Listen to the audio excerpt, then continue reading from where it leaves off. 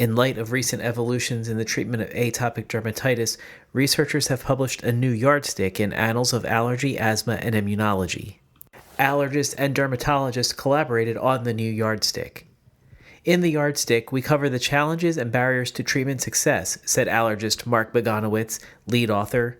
We offer definitions of disease severity, review treatment failures, address treatment in a stepwise fashion, and cover the emerging science and implications for new therapies.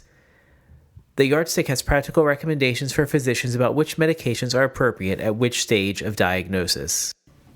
DermWire News for Smart Speaker, powered by DermWire.com, is brought to you with advertising support from Ortho Dermatologics. What is light as a raindrop, smaller in diameter than an M&M candy, and being touted as the latest tool in the fight against UV radiation exposure? Northwestern University researchers and L'Oreal have unveiled a wafer-thin, feather-light sensor that can fit on a fingernail and precisely measure a person's exposure to UV light from the sun. UV Sense has no moving parts, no battery, is waterproof, and can be attached to almost any part of the body or clothing, where it continuously measures UV exposure in a unique accumulation mode. Users can download an app on their smartphone, then swipe the phone over the device to see their exposure to the sun, either for that day or over time. The app can suggest other, less UV-intense times for outdoor activities or give peace of mind to individuals who are concerned about overexposure. There are new guidelines of care for the management of basal cell carcinoma and cutaneous squamous cell carcinoma, published online in the Journal of the American Academy of Dermatology.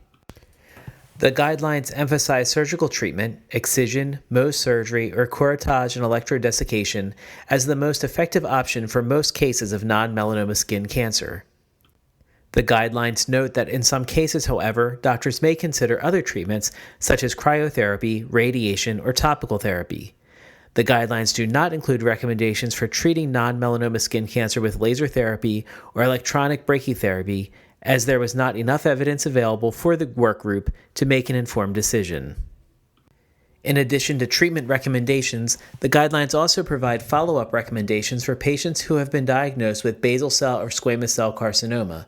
According to the guidelines, these patients should receive an exam to check for new skin cancers at least once a year and take steps to prevent the development of future skin cancers. The AAD recommends that everyone, whether or not they have had a previous skin cancer, protect themselves from UV radiation by seeking shade, wearing protective clothing, or using a broad-spectrum water-resistant sunscreen with an SPF of 30 or higher.